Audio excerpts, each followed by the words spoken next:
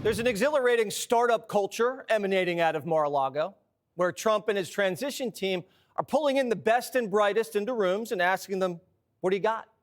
Elon Musk has a seat at the table, and he's spitballing ideas that have never been tried in government. He's been camped out at Mar-a-Lago and sitting in on hiring sessions. And Trump's drinking in Elon's ideas and stress testing them.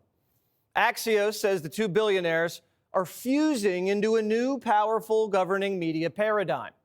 Elon calls himself the first buddy. Trump's granddaughter, Kai, says Elon's already achieving uncle status. The transition team's moving fast and already shaking up Washington. And this just in.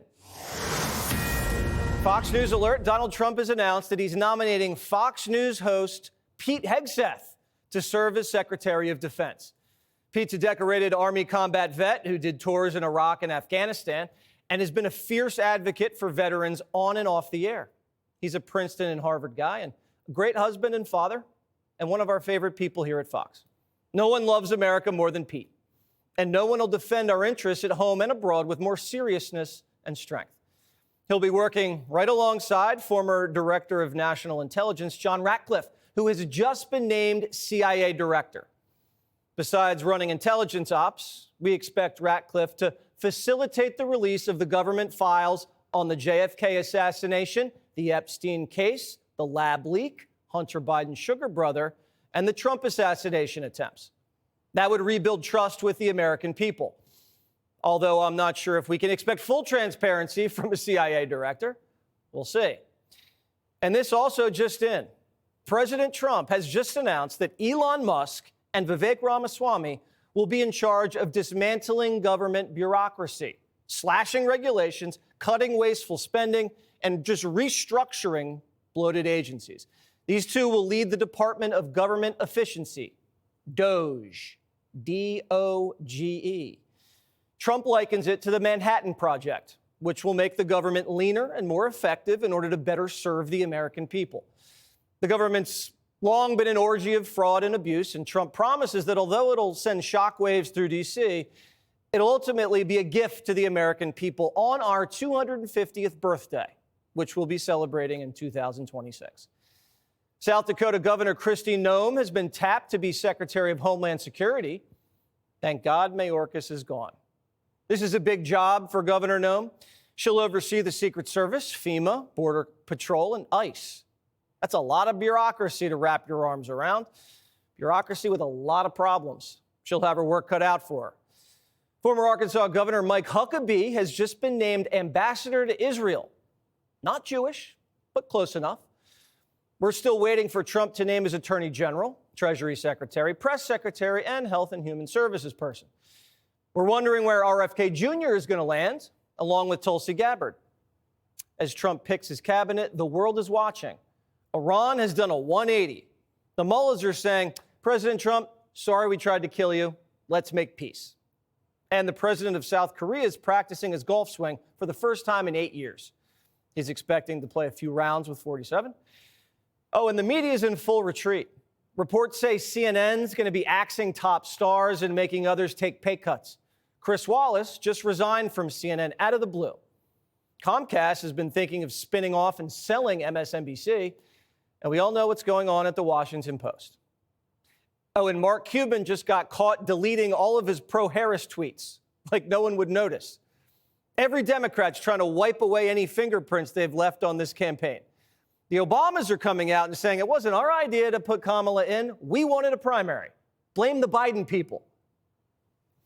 The people who are giving these unnamed quotes are the people who are in this kind of bubble of enablers that should have gone to him long ago and said, cash in your chips, boss. You'll be thought of more highly. Right. And you'll give your party a better chance to win.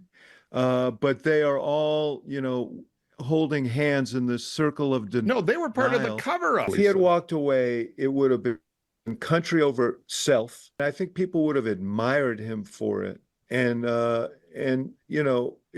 really, I've said my piece. Nancy Pelosi says the same thing. It's all Biden's fault. But the ladies of The View, they're going to bat for Joe. If you've got nothing good to say, don't say anything at all. I mean, why, Nancy? Why? I find this so unproductive, so nasty, so unnecessary. It's like she wants to make sure that people know it wasn't her. She has no blame in this. I said Biden should have gotten out earlier. I said there shouldn't have been a primary. Don't blame me. I think it's really unseemly. It's done, folks. Donald Trump won, and he won decisively. Stop blaming Joe Biden. Eso es muy feo, muy feo. Muy feo. Bernie's been running to the cameras telling everybody, I told you so.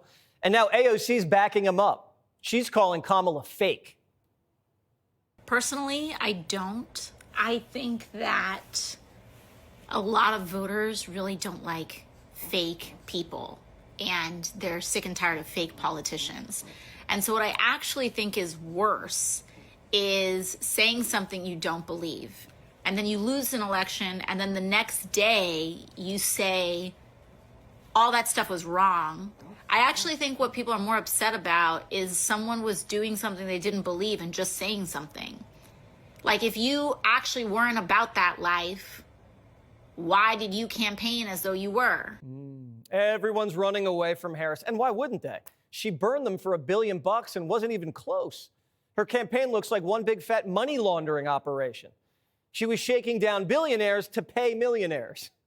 Oprah was forced to admit, yeah, she was paid $1 million for her Kamala interview.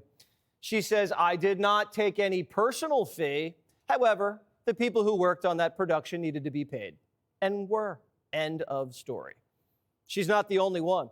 Just weeks before Kamala did an interview with Al Sharpton, the Harris campaign donated $500,000 to Reverend's nonprofit. That's according to the Free Beacon. Why is Kamala's presidential campaign funneling $500,000 to the National Action Network right before an interview with Al? The National Action Network. Why is a political campaign bribing Al Sharpton with charitable donations? Do you know what Al Sharpton does with money from his nonprofit? The Rev, in 1 year, spent $1 million on private jets and limos. It's a slush fund for the Reverend and his crew. It's been in trouble with the IRS for years for tax evasion. And Kamala's like, oh, here you go. Take $500,000. Imagine if you gave Kamala $500,000 to win Pennsylvania, and she just handed it to Al to take a private jet to Tahiti. Happy DEI Thursday. This is the same campaign that the media said was perfect.